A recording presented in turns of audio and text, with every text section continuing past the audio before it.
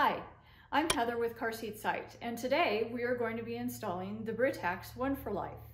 It's an all-in-one car seat, which means it goes rear facing to forward facing to booster seat. So let's get started. Right now it's basically like it is out of the box. So what we're going to be doing is we're going to be turning it rear facing and adjusting the recline so that it fits in my vehicle and is in a proper recline for a newborn.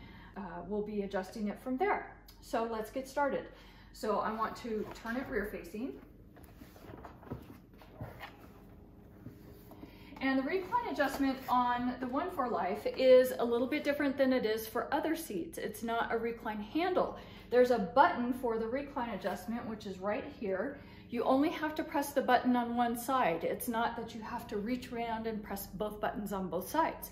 So it's easy, and if you have problems doing it while it's in your vehicle, then go ahead and take the car seat out of the car and put it on the ground. It'll be a lot easier that way. It's kind of a trial and error process to get it into the perfect angle for your car, so you have to guess. I know that I have to put it into full recline in my vehicle, so I'm going to do that. So I'm just going to press the button and just put it all the way into full recline. Now notice that the button is still depressed here. I want to make sure that it clicks into place. There it goes. And then I'll get it into position. So what I want to do next is I want to lift the ClickTight panel, which is right in here. So I'm going to turn it and I'm going to show you how to do this. So the ClickTight panel is right here. There are big red buttons, and I'm going to squeeze those buttons together. Now, what happens is, what you want to do is pull these elastics up to expose the panel, and there's a nice instruction guide right here on fabric panel, and you just squeeze those two together. And you'll notice it doesn't quite lift up very far right here, so you can't access the belt path. The belt path is where the seat belt or the latch belt goes through. Now, the ClickTight seats are designed to be installed with the seat belt. So I'm going to be installing it with the seat belt today. It's so much easier to install with the seat belt because there's a lot less guesswork involved with how tight you have to pull the belt. For instance, when you install with the latch belt, you get it tight with the latch belt and then you try and close the ClickTight panel, and if it's too tight, you have to loosen the latch belt, try and close the ClickTight panel again, and if it's too loose, then you have to tighten it back up. It's a big hassle. So I very much prefer the seat belt, and you'll see why. It's hard to lift that up, and it's because the head wings are down, the headrest is down, and there's a bunch of padding right here. It's all the infant padding. So what you can do is just lift the headrest up. It's very easy. One thing you want to do though is loosen the harness, otherwise that headrest is not going to lift up.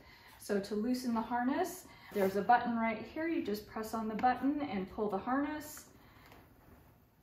Get that harness loose, and then you can lift up on the harness, release up here, the head wings move up, and then you can easily lift the ClickTight panel much higher, accessing the belt path much more easily. So now I'm going to turn it and put it into position just so. And one thing you also need to be aware of, and I mentioned it earlier, is the recline angle. And so the recline angle indicator is right here on the side. The blue is for infants or children who have no head control, so they really need to be all the way back. They need to make sure that their heads are supported by the back of the car seat. They have airway issues. And the green area that has the hatched area with the lines through it is for kids who have better head control, and so they can be more upright. So in my car, let's get that just so. You can see it's right here, and we're good to go. This base needs to be completely flat on the vehicle seat. We don't want a base hanging, so it always needs to be flat on the vehicle seat. We also don't want it to be hanging off the edge of the seat. It can be hanging off the edge of the seat up to 3 inches, Britax says. And so we'll go ahead and put this through the belt path. To put this through the belt path, we want to take both the lap and the shoulder portions of the belt. They both need to go through the belt path just like this.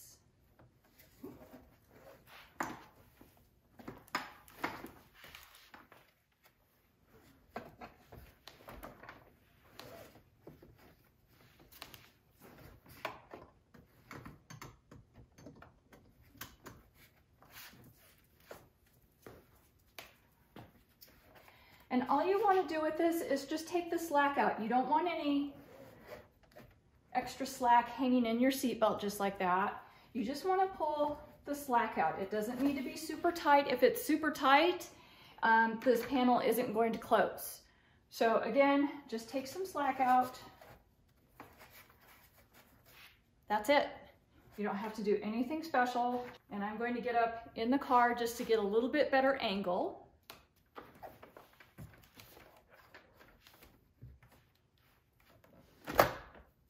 And that's it. Did you hear that click?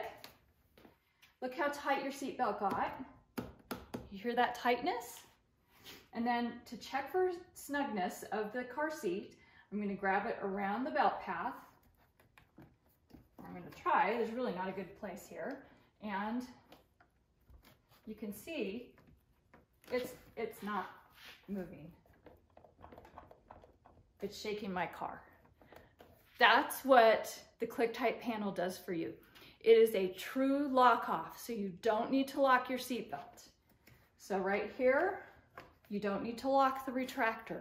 So go ahead and leave that there. That sucker's snug.